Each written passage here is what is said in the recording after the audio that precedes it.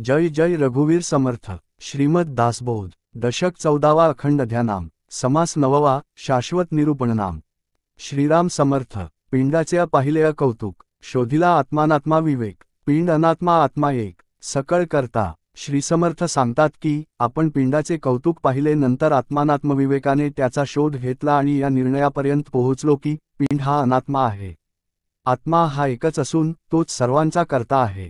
आत्म्यास अनन्यता बोलिली ते विवेक्य प्रत्यय आली, आता पाहिजे समजली ब्रह्मांड रचना। आत्मा हेच आपले स्वरूप आहे, अशा प्रकारे आत्म्याची अनन्यता विवेकाने आपल्या अनुभवास आली। आता ब्रह्मांडाची रचना समजून घेणे आवश्यक आहे। आत्मानात्मा विवेक पिंडी, सारासार विचार ब्रह्मांडी, विवरविवरो हे गोडी घेतली पाहिजे। पिंडाची रचना आत्मानात्मविवेकाने जाणून घ्यावी आणि ब्रह्मांडाची रचना सारासार विवेकाने जाणावी। त्याचे सतत विवरण करून गोडी उत्पन्न होईल असा प्रयत्न केला पाहिजे। पिंड कार्य ब्रह्मांड कारण याचे करावे विवरण, ह्यांची पुढे निरूपण बोलिले असे। पिंड हे कार्य आहे आणि ब्रह्मांड हे कारण आहे, याचे विवरण पुढील निरूपणात केले आहे। असार म्हणजे नासिवंत, सार म्हणजे ते अशाश्वत, जयास होईल कल्पांत ते असार नव्हे। असार म्हणजे नाशिवंत आणि सार म्हणजे जे शाश्वत असते ते, ज्यास कल्पांत होतो ते सार नव्हे। पृथ्वी जळापासून जाली, पुढे ते जळीय मिळाली, जळाची उत्पत्ती वाढली तेजापासूनी। पृथ्वी जलापासून झाली आणि पुढे ती जलात विरघळून गेली, जलाची उत्पत्ती तेजापासून झाली। ते जळ तेजे शोषिले, महत्तेजे आटोन गेले, पुढे तेजची उरले सावकाश। ते जल तेजाने शोषले, महत्तेजाने ते आटूनच गेले आणि केवळ तेजच उरले। तेज जाले वायोपासूनी, वायो झडपी तया लागुनी, तेज जाऊनी दाटणी, वायोचीच जाली। तेज वायूपासून झाले, त्याला वायू झडपून विझवून टाकतो।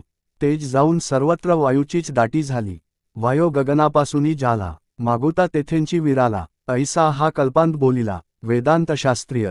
वायू गगनापासून झाला आणि शेवटी तेथेच लय पावला, अशा प्रकारे कल्पांताचे वर्णन वेदांतशास्त्रात केले आहे। गुणमाया मूळमाया, परब्रह्मीय पावती लया, ते अपरब्रह्म विवराया। विवेक पाहिजे, गुणमाया आणि मूळ माया परब्रह्माच्या ठाई लय पावतात, या परब्रह्माचे विवरण करण्यासाठी विवेक पाहिजे। सर्व उपाधींचा शेवट, तेथे नाही दृश्य खटपट, निर्गुण ब्रह्म घनदाट सकळा ठाय। सर्व उपाधींचा शेवट जेथे होतो, जेथे दृश्याचा काहीच मागमूस नसतो, फक्त सर्व ठाई निर्गुण ब्रह्म उत्प्रोत भरून राहिलेले असते। उदंत कल्पांत जाला, तरी नाश नाही तयाला, मायात्यागे शाश्वताला ओळखावेय।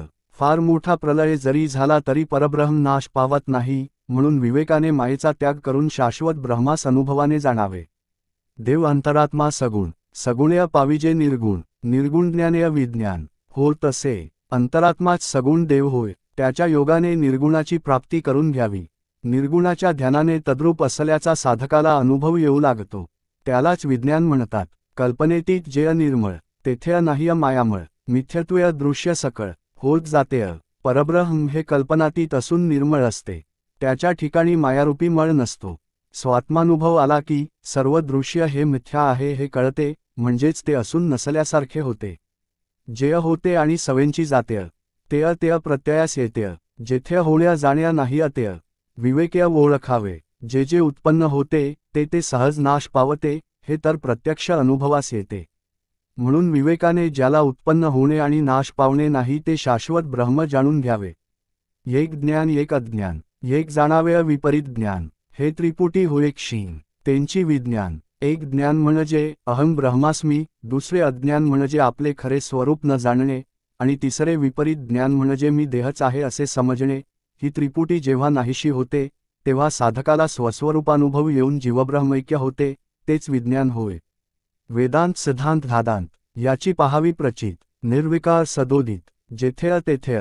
वेदांत शास्त्रप्रचिती, सिद्धांत गुरुप्रचिती व धादांत म्हणजे आत्मप्रचिती यांचा साक्षात अनुभव घ्यावा। निर्विकार परब्रह्म हे जेथल्या तेथे जसेच्या तसे असते हे जाणून घ्यावे, ते ज्ञानदृष्टीने पाहावे, पाहून अनन्य राहावे, मुख्य आत्मनिवेदन जाणावे। याचे अनानु ज्ञानदृष्टीने त्याचा साक्षात अनुभव घ्यावा आणि त्याच्याशी एकरूप होऊन राहावे, याचेच नाव मुख्य आत्मनिवेदन होय। दृश्यास दिसते दृश्य, मनास भासतो भास, दृश्यभासातीत अविनाश परब्रह्म तेय। दृश्याला दृश्य दिसते, मनाला भास भासतो, दृश्य आणि भास यांच्या पलीकडे असते ते अविनाशी परब्रह्म जाणावे। पाहवा जाता दुरीच्या दुरी परब्रह्म सबाह्यंतर्य अंतची नाही अनंत सरी कोणास द्यावी. परब्रह्माला चर्मचक्षुने पाहू गेले तर ते दिसू शकत नाही, पण वास्तविक परब्रह्म सर्व दृश्य जगताच्या अंतर्बाह्य ओतप्रोत भरलेले आहे. त्याला अंतच नाही. त्या अनंताची बरोबरी कोण करू शकणार बरे. चंचळ ते स्थिरावेना निश्चळ ते कदापि चळेना. आभाळ येत्या जात्या गगना चळण नाहीय. जे चंचळ असते ते कधी स्थिर राहू शकत नाही, जे निश्चळ असते ते कधीही चळत नाही. गगनात आभाळ म्हणजे ढग येतात आणि जातात, पण गगन चळत नाही. ते निश्चळ जसेच्या तसेच असते. जे अविकार्या वाढ्या मूढे तेथे अशाश्वतता केची घडे. कल्पांत होताच विघडे सकळ कान्ह्य. जे विकार पावते वाढते आणि मूडते ते शाश्वत कसे बरे असू शकेल. कल्पांत होतो तेव्हा सर्व पंचभौतिक सृष्टी नाश पावते. जे अंतरिंच भ्रमलय मायासंभ्रमेय संभ्रमलय तयास हेय कैस्या उकले. आव्हाट चक्र ज्याच्या अंत करणात मायेच्या योगाने भ्रम उत्पन्न झालेला असतो, अशा संभ्रमित लोकांना या अफाट चक्राचा उलगडा कसा होणार. भिडेनेय व्यवहार निवडेना भिडेनेय सिद्धांत कळेना भिडेनेय देव आकळेना आंतर्यामीय. अशा संभ्रमित माणसाला व्यवहार कसा करावा हेही कळत नाही. त्याला सिद्धांतही कळत नाही आणि अंतर्यामीच असलेल्या देवाचाही शोध लागत नाही.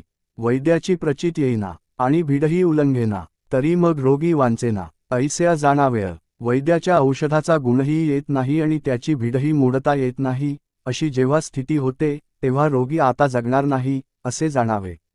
जेणे राजा ओळखिला तो राव म्हणेना भलत्याला. जेणे देव ओळखिला तो देवरूपी. जो राजाला नीट ओळखत असतो तो भलत्या माणसाला राजा म्हणत नाही. ज्याने देव ओळखलेला असतो तो स्वतः देवरूपच होतो. जयास माईकाची भीड ते काय बोलेल द्वाड. विचार पाहता उघड सकळ कान्ह्य. ज्याला माईकाची भीड पडते तो अर्धवट ज्ञानी देवाबद्दल काय सांगणार. त्याने जर सारासार विवेक केला तर त्याला सर्व काही स्पष्टपणे कळून येईल. भीड मायेलीकडे परब्रह्म ते पैलीकडे पैलीकडे ऐलीकडे सदोदित. अज्ञान हे मायेच्या अलीकडे असते आणि परब्रह्म मायेच्या पलीकडे असते. माया सदोदित अलीकडे आणि परब्रह्म पलीकडेच असते. लटिक्याची भीड धरण्य भ्रम्य भलतेंची करण्य ऐसी नव्हेंती लक्षण्य. विवेकाचेय जी माया मिथ्या आहे तिची भीड धरून भ्रमाने भलतेच करणे हे विवेकाचे लक्षण नव्हे.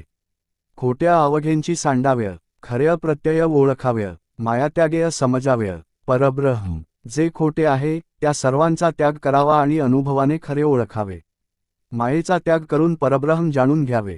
ते मायेचे अजेय लक्षण त्यांची पुढे निरूपण सुचितपणे विवरण केले पाहिजे. त्या मायेच्या लक्षणाचे वर्णन पुढील समासात केले आहे. त्याचे शांत चित्ताने मनन केले पाहिजे. इति श्रीदासबोधे गुरुशिष्य संवादे शाश्वत निरूपणनाम समास नववा. जय जय रघुवीर समर्थ.